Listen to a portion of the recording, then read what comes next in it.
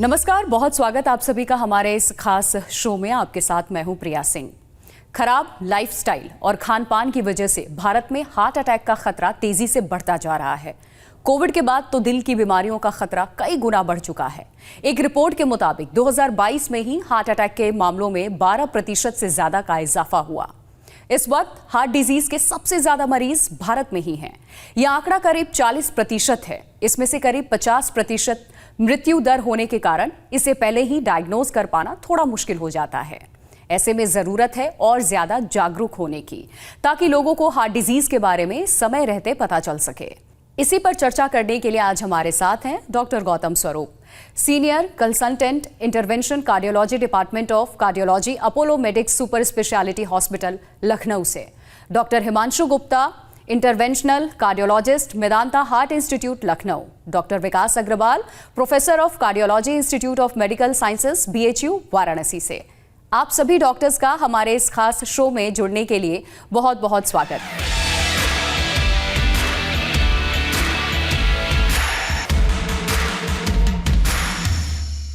Doctor स्वरूप, सबसे पहला सवाल मेरा आपसे, आज इंडियन पॉपुलेशन को अफेक्ट करने वाली मोस्ट कॉमन हार्ट डिजीज कौन सी है और उनके प्राइमरी कॉजेस क्या हैं? देखिए, सबसे जो इम्पोर्टेंट पॉइंट ये है कि हिंदुस्तान में जो हार्ट की बीमारियां हैं वो बहुत तेजी से बढ़ रही हैं, जिसमें से अगर हम परसेंटेज की बात करें तो 80% जो बीमारी है हार्ट की वो है इस्चेमिक हार्ट डिजीज या कोरोनरी आर्टरी डिजीज। जो हृदय की जो नसें होती हैं, जो 3 नलिकाएं होती हैं जो हृदय को ब्लड लेके जाती हैं, उनको कोरोनरी आर्टरी कहते हैं। इनमें ब्लॉकेज होने से जो प्रॉब्लम होती है उसको कोरोनरी आर्टरी डिजीज या इस्चेमिक हार्ट डिजीज कहते हैं, और इसी वजह से यह एक हार्ट अटैक का प्रमुख कारण होता है। हिंदुस्तान में ऐसे मरीजों की संख्या बहुत तेजी से जो है वो बढ़ रही है। अगर हम इनके कारणों की बात करें तो सबसे इम्पोर्टेंट जो रीजंस हैं इसके पीछे वो है युवाओं में स्मोकिंग, धूम्रपान करना, इसके अलावा वजन बढ़ना या ओबेसिटी, सेडेंटरी लाइफ स्टाइल, इसके अलावा स्ट्रेस, मेंटल स्ट्रेस एक बहुत इंपॉर्टेंट रीजन है कोरोनरी आर्टरी डिजीज का, diabetes, blood pressure, cholesterol disorders, ये सब ऐसी चीजें हैं जो हमारी लाइफ स्टाइल से जुड़ी हैं और जो हिंदुस्तान में बढ़ती जा रही हैं। और इसी रीजंस की वजह से हम देखते हैं कि हिंदुस्तान में हार्ट अटैक से मरने वाले लोगों की संख्या जो है वो दिन प्रतिदिन बढ़ रही है। डॉक्टर विकास अग्रवाल, मेरा अगला सवाल आपसे है, क्या ये जरूरी है कि अगर परिवार में किसी को भी हार्ट डिजीज है तो परिवार में सबको हार्ट प्रॉब्लम होगी? हार्ट प्रॉब्लम वाले पेशेंट कैसे अपना रिस्क कम करके एक अच्छी लाइफस्टाइल भी जी सकते हैं? फैमिली हिस्ट्री बहुत इम्पोर्टेंट है, और आजकल कई मरीज आते हैं हमारे पास जो कि पूछते हैं हमारी फैमिली में हार्ट की प्रॉब्लम है तो इससे हमको कितना रिस्क है।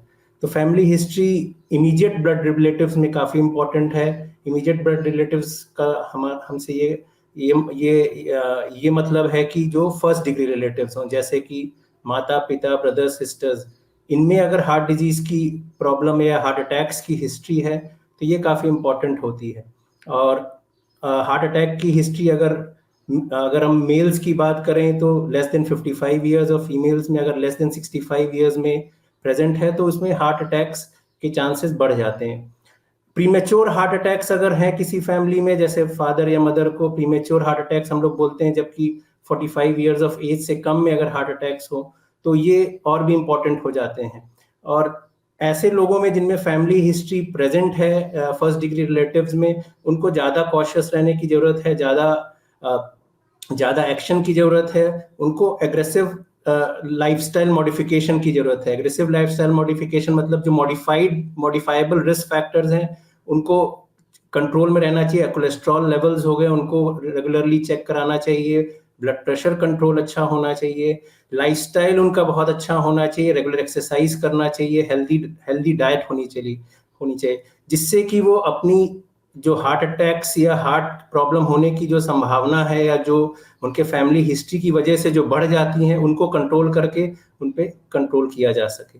सो ये बहुत इंपॉर्टेंट है जिनमें फैमिली हिस्ट्री प्रेजेंट हो। डॉक्टर हिमांशु गुप्ता, क्या आप हार्ट डिजीज में फैमिली हिस्ट्री के रोल और इंडियन फैमिलीज में इसके इम्प्लीकेशंस के बारे में बता सकते हैं हमारे दर्शकों को? जी देखिए, जैसे कि बाकी रिस्क फैक्टर्स होते हैं वैसे ही फैमिली हिस्ट्री अपने आप में बहुत इंपॉर्टेंट रोल अदा करता है। जिस तरीके से मरीज के शुगर अगर है, ब्लड प्रेशर है, स्मोकिंग की हिस्ट्री है, अल्कोहल की हिस्ट्री है, तो उससे भी हार्ट अटैक होता है।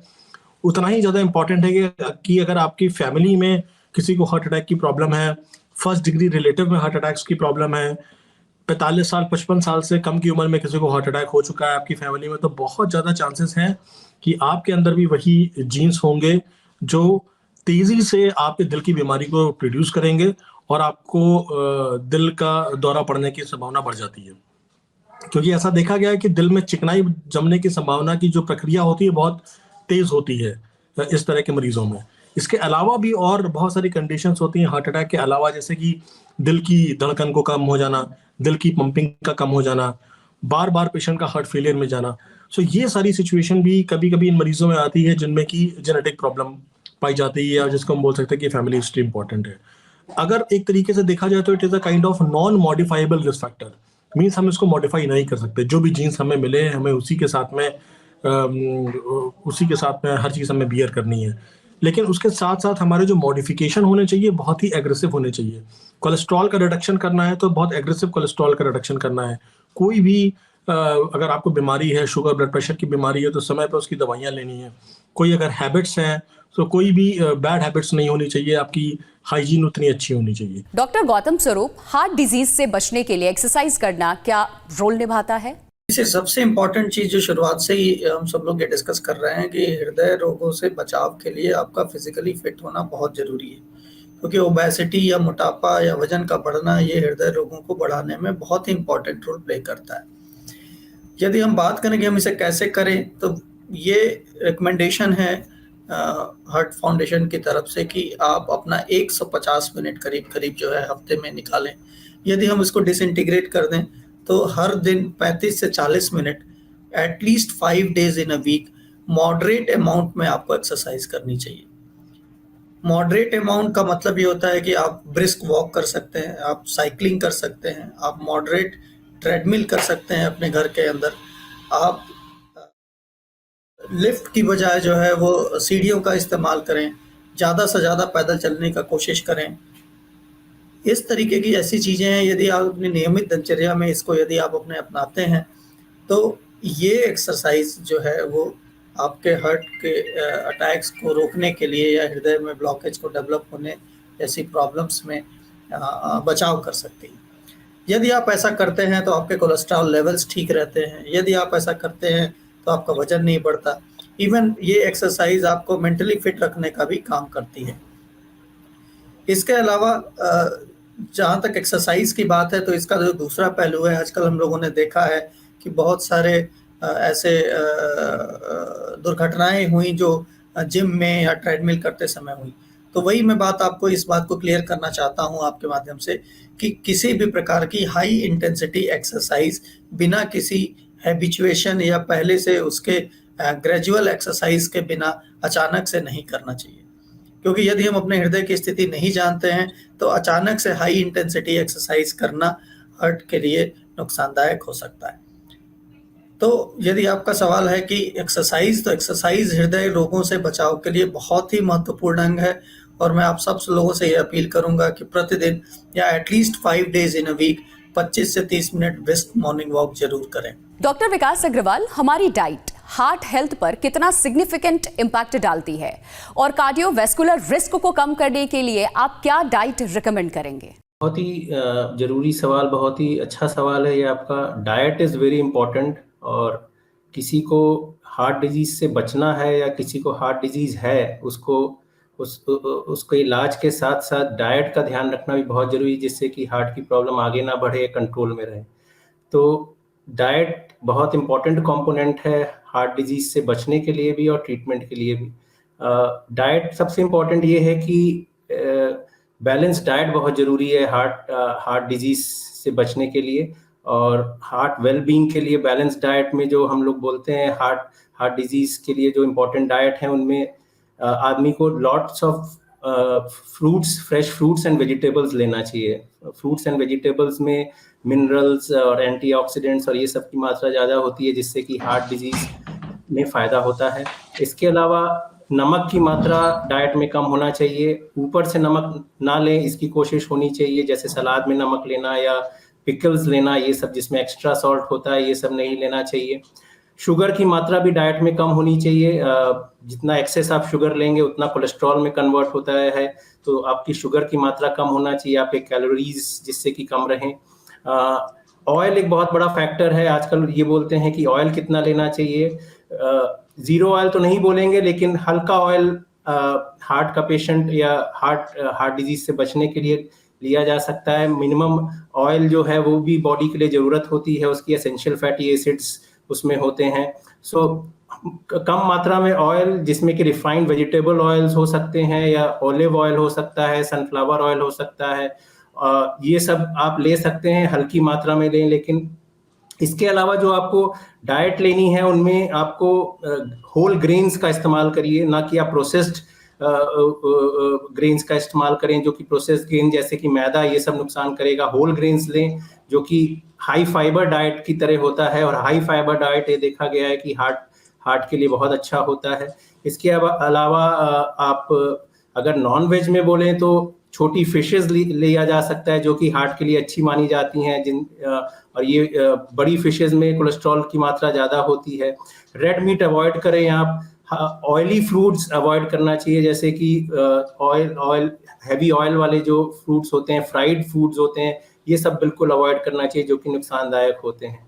और ये सब डाइट जो होती है, ये सब देखी गई है कि इसको हम लोग एक तरीके से बोलते हैं, देखा गया है कि मेडिटेरेनियन डाइट जो होती है, जो कि काफ़ी अध्ययन हुआ है, जो कि ये सब चीज़ों को फॉलो करती हैं, इसमें देखा गया है कि इससे हार्ट की बीमारियां बचती भी हैं, और जिनको पहले से हार्ट की बीमारी है उनकी रोकथाम में भी ये सहायक होती हैं। सो अच्छी डाइट बहुत ज़रूरी है हार्ट डिजीज़ के लिए। डॉक्टर हिमांशु गुप्ता, क्या पॉल्यूशन से हार्ट हेल्थ पर डायरेक्ट इम्पैक्ट पड़ रहा है, और लोग इस इफेक्ट को कैसे कम कर सकते हैं? बहुत अच्छा सवाल है। मैं इसमें बताना चाहूंगा कि एयर पॉल्यूशन अपने आप में हार्ट की बीमारियों के लिए एक बहुत इंपॉर्टेंट मॉडिफाइबल रिस्क फैक्टर है। मॉडिफाइबल मींस हम इसको मॉडिफाई करके अपने हृदय की बीमारियों को बचा सकते हैं।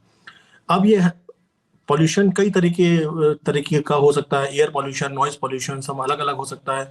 लेकिन अगर हम बात करें एयर पॉल्यूशन की, तो ये देखा गया है कि जो एयर पॉल्यूशन के छोटे छोटे पार्टिकुलेट मैटर्स होते हैं, चाहे वो PM 2.5 वाले हों या PM 10 वाले हों या छोटे अल्ट्रा फिल्ट्रेट पार्टिकल्स हो, ये सारे के सारे पार्टिकल्स हमारे लंग्स में जाते हैं, हमारे दिल की नलियों में जाकर के जमा हो सकते हैं, जिससे कि हमारे हृदय की नलियां या हमारे शरीर की जो नलियां होती हैं वो स्टिफ हो जाती हैं, हार्ड हो जाती हैं, जिसकी वजह से हृदय को ज़्यादा काम करना पड़ता है, ज़्यादा जोर लगाना पड़ता है वहाँ तक ब्लड भेजने के लिए, जिसकी वजह से हृदय पे जोर पड़ता है, हार्ट अटैक के इवेंट्स बढ़ जाते हैं, हार्ट फेलियर के इवेंट्स बढ़ जाते हैं, और लोग मरीजों का ब्लड प्रेशर बढ़ने लगता है।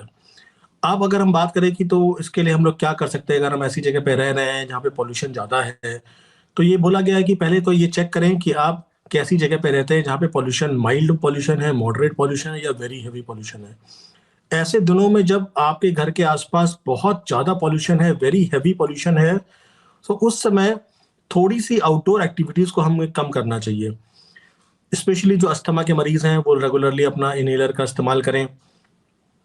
अदरवाइज आप जिम एक्टिविटीज़ कर सकते हैं, क्लोज्ड एरियाज में एक्सरसाइज कर सकते हैं। अगर पॉल्यूशन माइल्ड पॉल्यूशन है तो उस केस में किसी भी रेस्ट्रिक्शन की जरूरत नहीं है, बिकॉज ये देखा गया है कि एयर पॉल्यूशन में भी जो एक्सरसाइज के बेनिफिट्स होते हैं, they are much more as compared to the what the risk we are talking about because of the air pollution.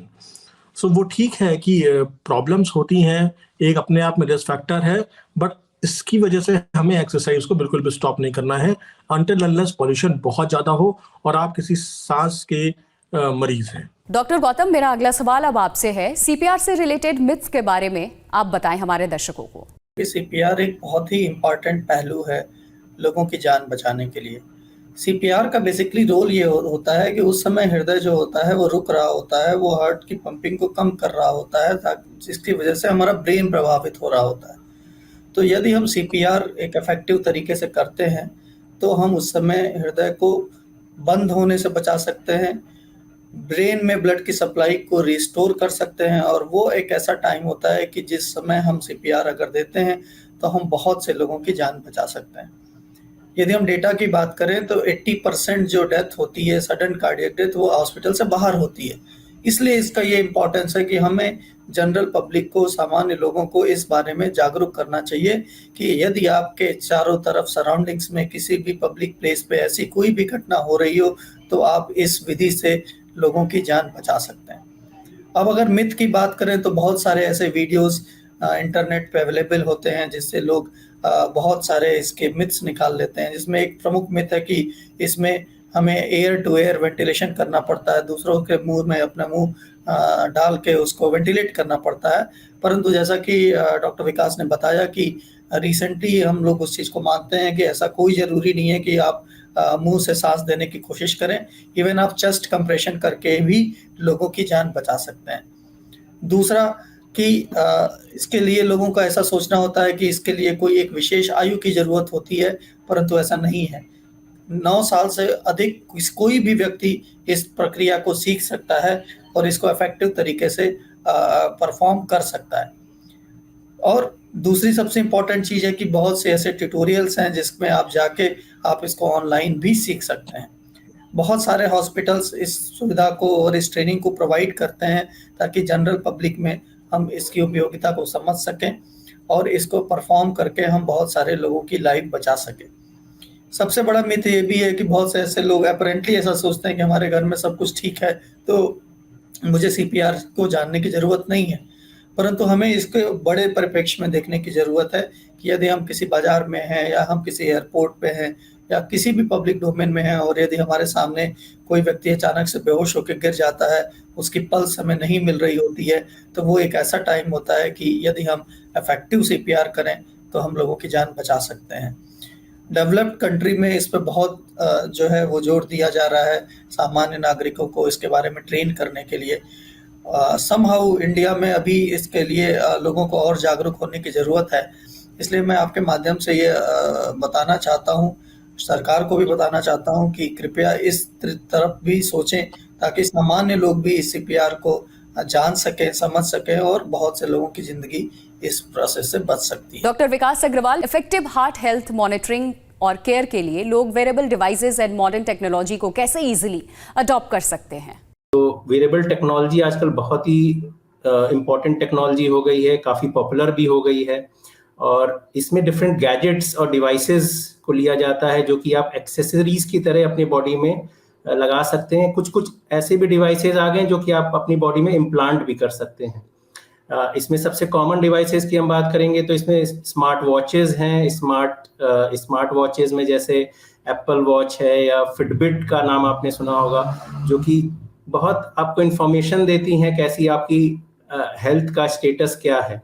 इनके यूजेस बहुत ज़्यादा हैं, जैसे कि आप हेल्थ या एक्टिविटी आपका अपना ट्रैकिंग कर सकते हैं जिसमें कि आपको डिफरेंट इन्फॉर्मेशन जैसे कि हार्ट रेट का स्टेटस क्या है, कैलोरी कितना आप बर्न कर रहे हैं, ब्लड का ऑक्सीजन लेवल्स क्या है, आपने कितने स्टेप्स चले हैं दिन भर में। तो ये सब आपको मोटिवेट करता है कि आप रेगुलर एक्सरसाइज करें और आप कितना एक्सरसाइज कर रहे हैं, कितनी कैलोरी बर्न कर रहे हैं, इसका आपको पता चलता है। इसके अलावा ये टेक्नोलॉजी का ये भी यूज़ है कि आप अपने हेल्थ स्टेटस के बारे में जानते हैं, जैसे कि डिफरेंट डिवाइसेस आजकल जो आ गई हैं वो हार्ट रेट और ईसीजी के बारे में भी बताती हैं। आजकल एप्पल वॉच में ईसीजी के बारे में भी पता चलता है, और भी डिवाइसेस हैं जिससे ईसीजी आपकी ट्रैक हो सकती है। ये ईसीजी आपकी कंटिन्यूस ट्रैक होकर डॉक्टर के पास भी ट्रांसमिट हो सकती है, जिससे कि अगर कोई भी अबनॉर्मलिटी होगी, कोई भी इसमें गड़बड़ी दिखेगी तो वो डॉक्टर आपको ट्रैक करके आपको बता सकता है, तो आपकी डिजीज पकड़ में आ सकती है। इसके अलावा किसी को हार्ट की बीमारी है, ऐसे डिवाइसेस उनके लिए भी फायदेमंद हो सकते हैं, जैसे कि कुछ डिवाइसेस होती हैं जिनको हार्ट की बीमारी है, उससे पता चल जाता है कि उसका हार्ट का स्टेटस कैसा है।